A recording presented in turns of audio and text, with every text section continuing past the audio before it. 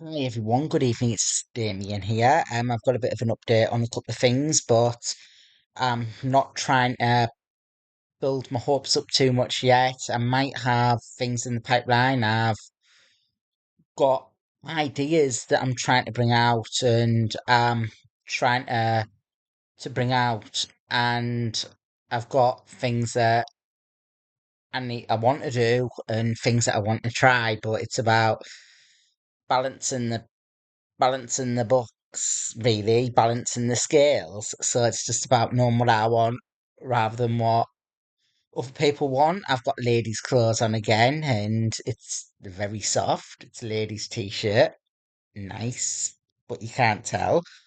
But yeah, I've got some updates with the care. I've got some other updates and ideas that I want to talk and discuss with you on camera. What I am wanting to do is start the refresher lessons and that again. I'm struggling to find someone that's understanding of the autism of the gender stuff. I've contacted a few instructors.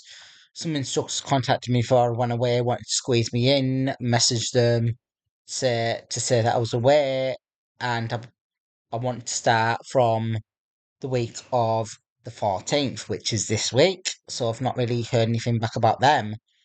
I did find an instructor last time that I felt like I could get a connection with, who I believe she's quite busy at the moment.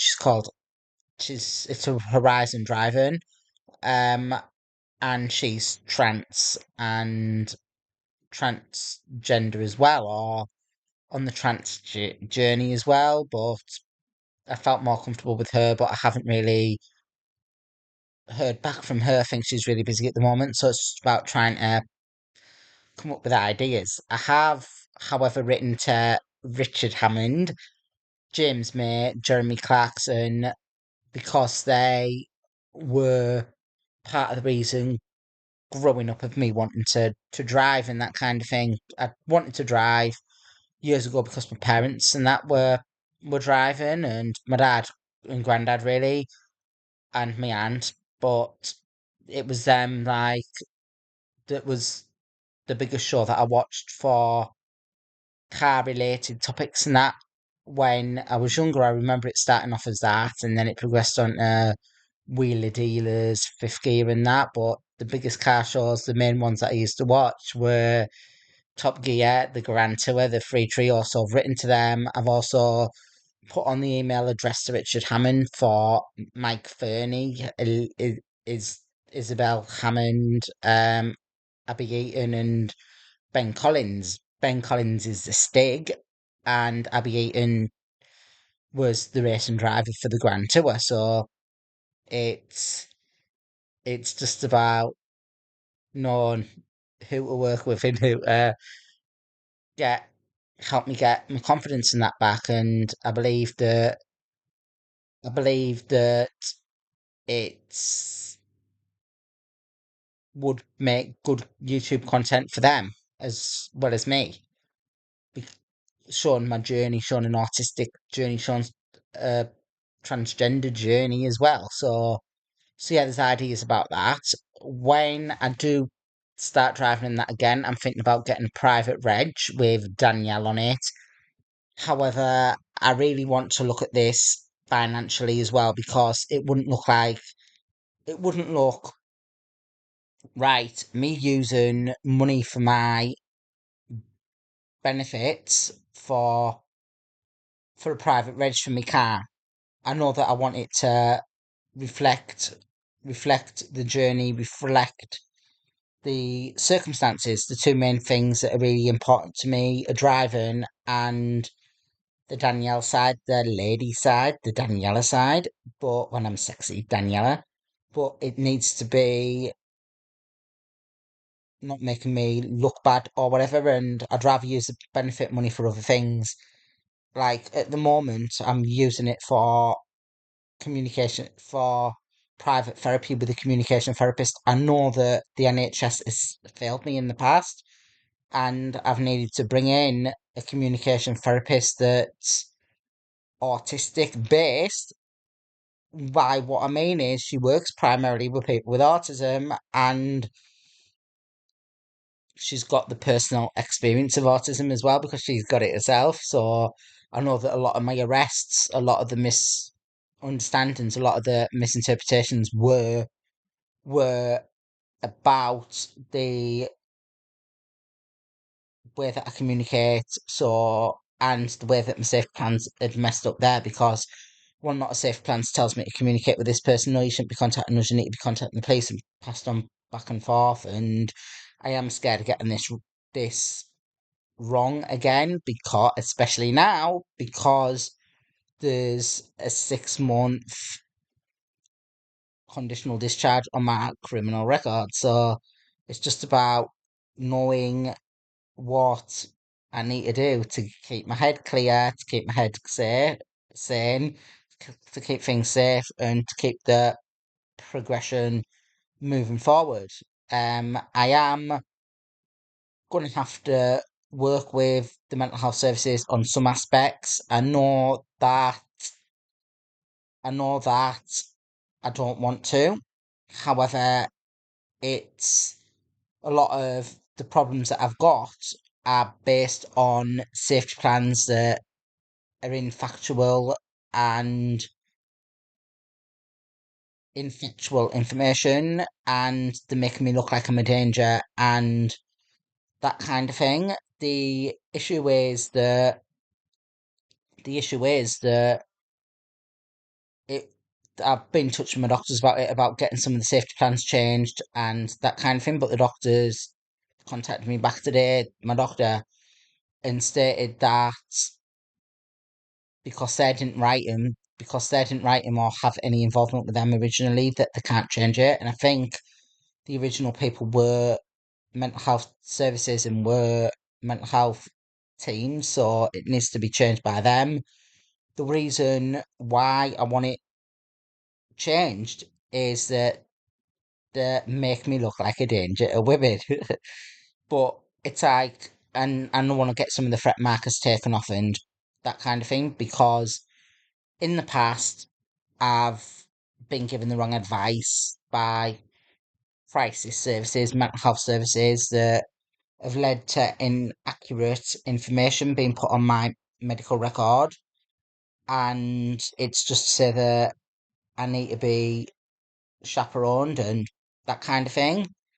And because it was a bit more prominent with females, because it was a little bit more prominent with females, and it was a little bit more prominent with females, the safety markers say no lone female workers, which makes me feel sick because the way that I look at it is makes me look like I'm a danger to women when I'm not. I get on better with females. I don't mind talking to females about my gender, about my sexuality more. However, having speaking to a couple of people this week about my care, the reason why it's more prominent with females is like why the understandings are more prominent, rather why the misunderstandings, sorry, are more prominent with females are because within the NHS, especially the mental health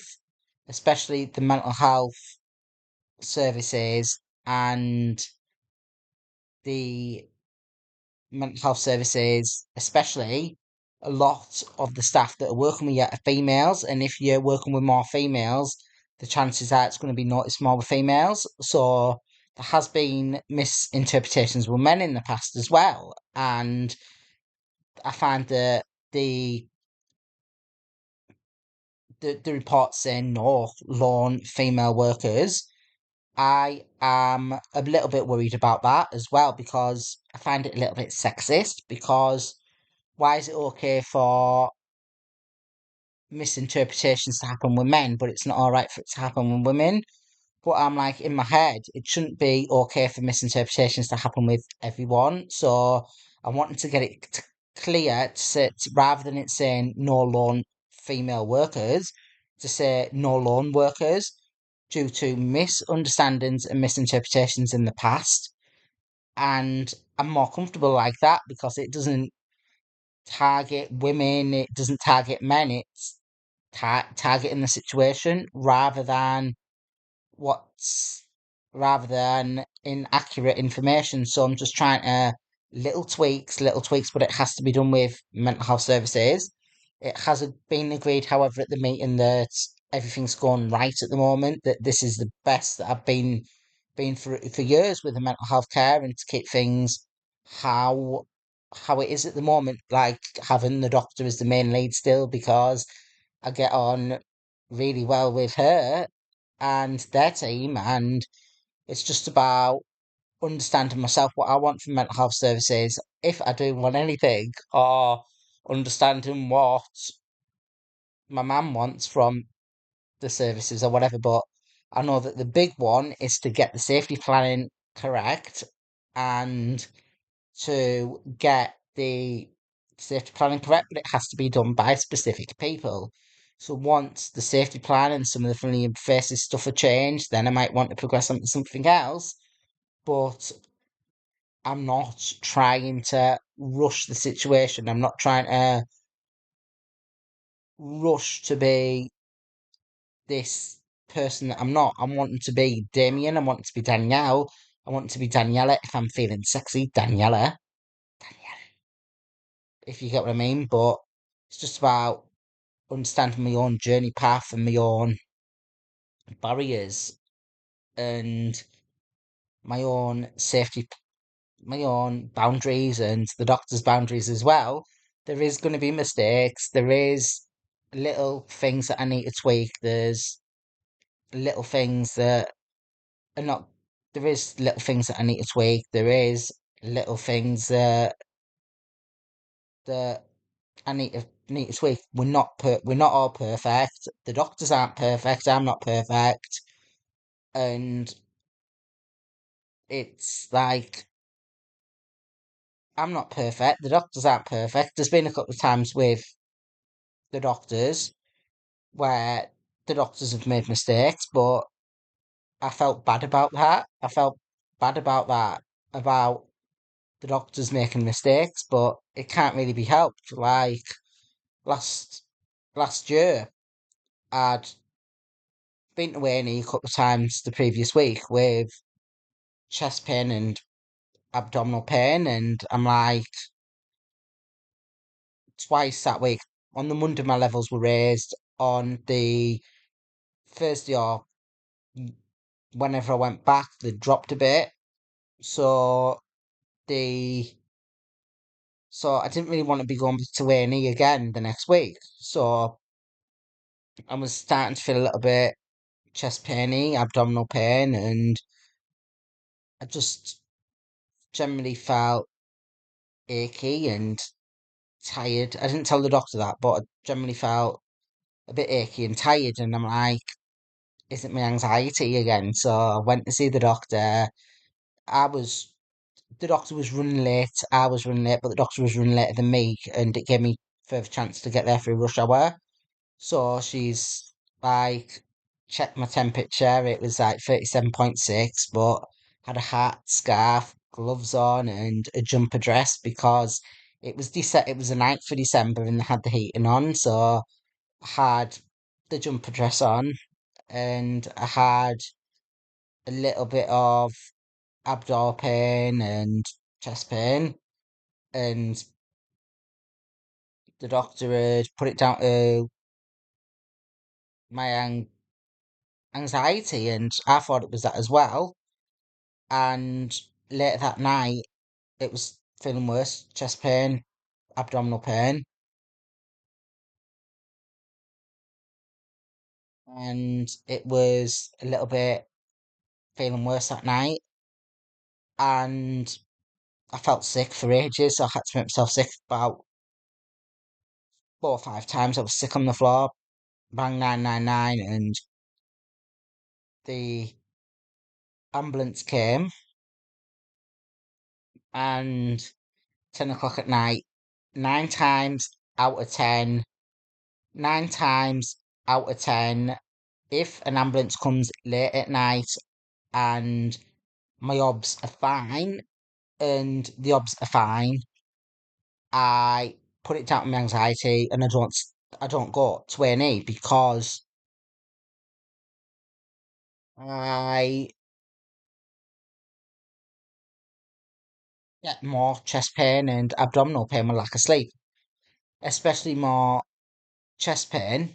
However, it's a little bit of both. It's a little bit of both. So the ambulance came. I was sick. I'd cleaned the sick and that open. Just got everything in the washer. I had to rewash everything when I got back because it had been in the washer for a few days. But I'd wiped up the floor. I'd got it all cleaned up, and I was like sick everywhere. Paramedics came. You've got a heart rate of 140 nearly and a temperature of 38.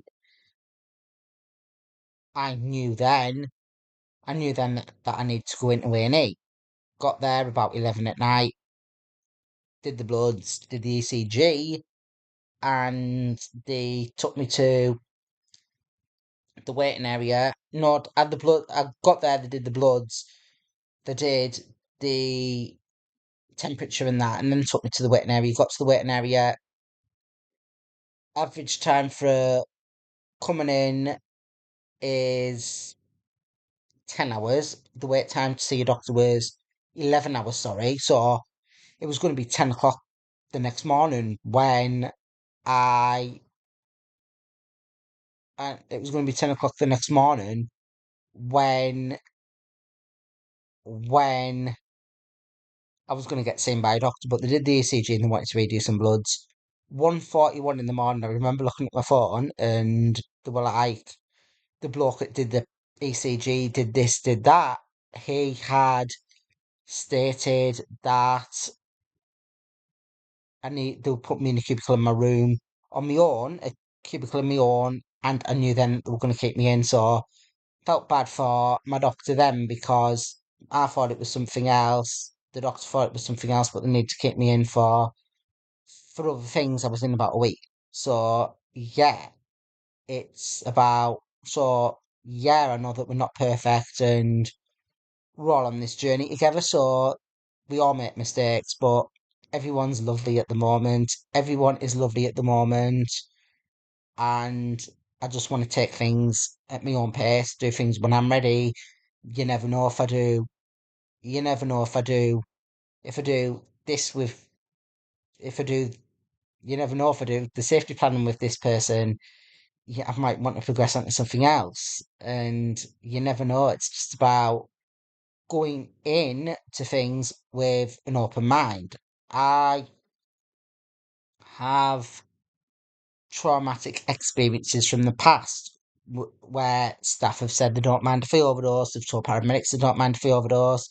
They've put threats down and warning messages when they've put threats down. They've put warning messages just for having a dream, because the thought process is there, but it's just about building that trust up again. But I need to build up the trust in myself as well because I don't want to say I'll do the wrong thing and I'm scared. I'm genuinely scared. I've worked my backside off for the last couple of years to get me out of a situation that the mental health team have put me in.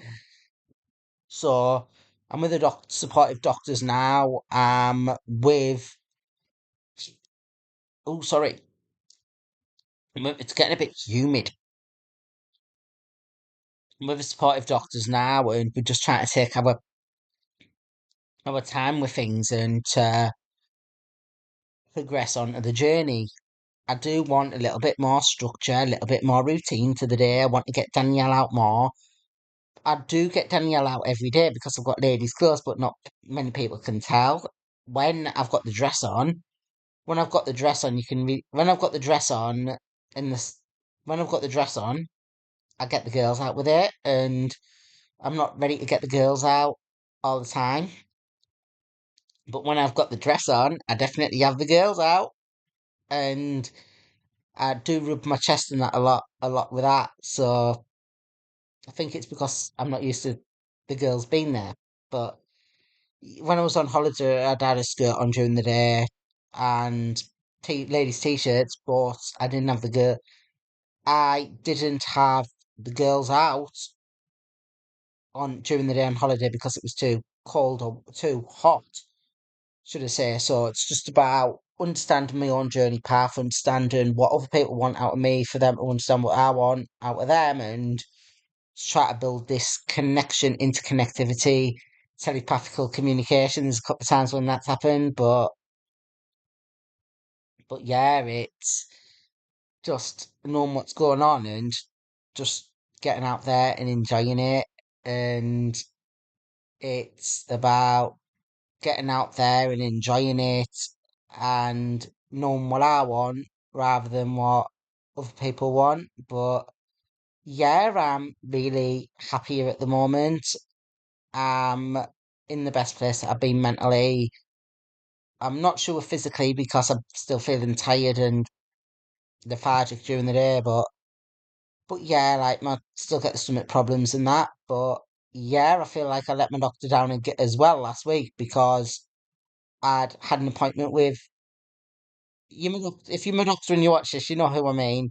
But I had an appointment with my doctor on Wednesday last week, and it was like really went well, and I felt fine when I went there. I felt fine when I went there. Got a milkshake when I'd left. I don't know why I bought a chocolate one because it was the Yazoo milkshakes from Poundland. I don't know why I got a chocolate one because I feel more sick with the chocolate one than the strawberry and the banana. So I felt really bad.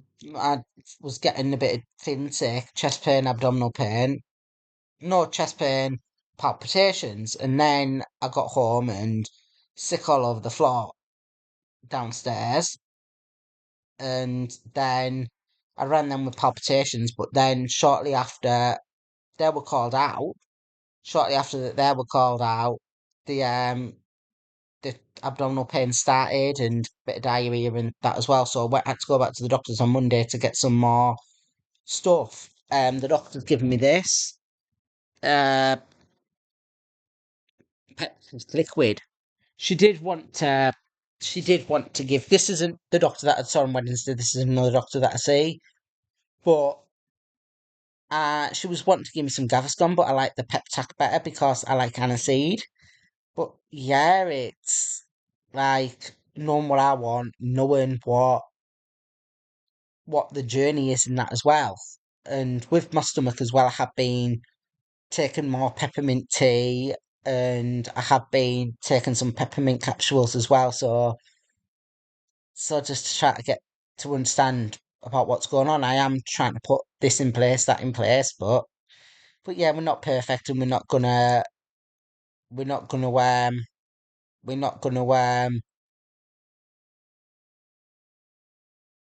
be perfect all the time. We need to make mistakes, and where's the fun in that if you don't make mistakes? Because it gives me a rush making the mistakes. Because, as I was saying with my doctor, my main doctor, it gives me a rush making the mistakes because she's bringing me up on stuff all the time, and it's like the next appointment is I know that I've overcome this barrier. I know that I've done this that she wants of me. Is she going to bring anything else up? And it's like we need to work on this, and it's like this it goes again. You're like, um, I know that I've worked hard on this. Is there any? I know that I've worked hard on this. Am I going to get the all clear? No, we need to work on this, but it's challenging me because I'm trying to become that better person that I want to be, and just to try to know what I want rather than what other people want. Travel's so good. I've been watching that on YouTube, and there's a woman on there, and I just wanted to say how proud I am of her, of being open about being transgender on one of the questions that someone asked her. And it's good to see that there's people out there that are that are open and that about who they are and not being scared about who they are and that kind of thing. I have noticed with a lot of travel channels like the train like the train channels, especially there's Jen on the Jen on the Move, G Loves Trains and Travel So Good. I've noticed that a lot of them are LGBTQIA plus. Like G Loves Trains is a lesbian and the other two are transgender, but I admire people for being true to themselves and open on camera and that kind of thing. So it's given me a little bit of encouragement of how I want to progress myself and being open with you guys as well. So yeah, it's like I've got some plans out there, some ideas. Just trying to wait to see if I can hear back from a couple of instructors and possibly the trio from the driving programs where when I was growing up, like Jeremy Clarkson, Richard Hammond, James May. So hopefully one of them want to take me under my wing. But maybe it's Lucy Brown or Ben Collins, Isabel Hammond, and that kind of thing. So I'm just trying to slow myself down, just try to work on one thing at a time and to get these boundaries right, to get the infrastructure in place, to get the firm foundations there. And we need a good, strong base to work from. I feel like part of that is starting to happen with Dr. Green. It's with with my doctor, it's like with my doctor's surgery, I feel like there's that as well, and it's like we want to put that in place, we want to put this in place, and especially with other areas and that as well. So it's like working with different people and different boundaries, and yeah, it's going to be hard because different people that I work with, different people that I work with have different boundary thresholds. No point talking about there's no point talking about, say, a broken leg with the mental health services, and where with your doctor you might be able to talk about mental health stuff and you might be able to talk about phy- physical stuff as well. But it's just about knowing what the boundary threshold is with each people and that. I know that I have started working with that with my communication therapist, but we're a bit of a catch. We're a bit stuck at the moment because not one person can help me with the boundaries because we need to understand what the boundary limits are from each organisation first. I know in the past people have said about exploring the boundaries with a social worker, but that didn't really get addressed. I know that, and then people sort of suggested working on boundaries with my communication therapist. But as she says, there's only so much we can do limited because we need to know what each other's threshold is with that. You can't discuss physical symptoms with the police officer, but you maybe he's able to if you're being stabbed or something. But yeah, it's just about trying to understand what each boundary threshold and that is, and yeah, I'm really enjoying it at the moment. I want to get some more dresses. I want to get my skirt on. I want to bring Danielle out more. I want to bring Daniela out more. I want to be able to know what my own journey path is and that kind of thing. But yeah, if you want to know any questions, feel free to message me back and goodbye.